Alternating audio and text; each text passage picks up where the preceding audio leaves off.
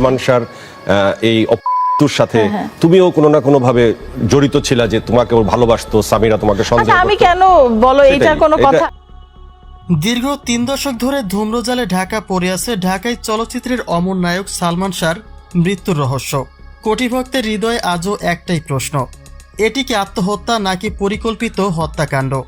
এতদিনে মামলাটি অপমৃত্যুর খাতায় বন্দী থাকলেও সময়ের পালা বদলে এবং নতুন কিছু সাক্ষ্য প্রমাণের ভিত্তিতে অবশেষে এটি রূপ নিয়েছে হত্যা মামলায়। আর তার মাধ্যমে শুরু হয়েছে নতুন অধ্যায়। গ্রেপ্তার হয়েছেন মামলার দ্বিতীয় অভিযুক্ত আসামি ডন।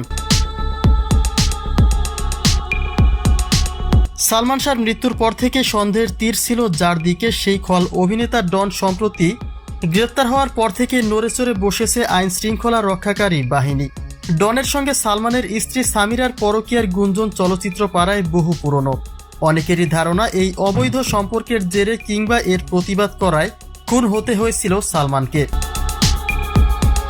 ডনের গ্রেপ্তারের পরে এখন পুলিশ হন্যে হয়ে খুঁজছে মামলার প্রধান অভিযুক্ত সামিরা সহ বাকি আসামিদেরও। বর্তমানে সবাই তারা গা ঢাকা দিয়ে পালিয়ে বেড়াচ্ছেন। তবে ডনের গ্রেপ্তারের পরে এই ঘটনায় নতুন করে বাতাসে ভাসছে আরেকটি নাম, চিত্রনায়িকা শাবনূর। সে সময় সামিরা নিজেই দাবি করেছিলেন যে শাবনূরের সঙ্গে সালমানের পরকীয়ার সম্পর্ক ছিল।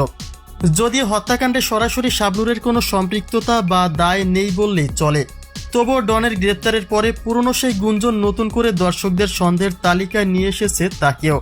সিনেপাড়ার অনেকের মতে সালমান ও সামিরা দুজনের ব্যক্তিগত জীবনের জটিলতা এবং পাল্টাপাল্টি সম্পর্কের গুঞ্জনই মূলত সেই সময়ে পারিবারিক অশান্তি চরম পর্যায়ে নিয়ে গিয়েছিল।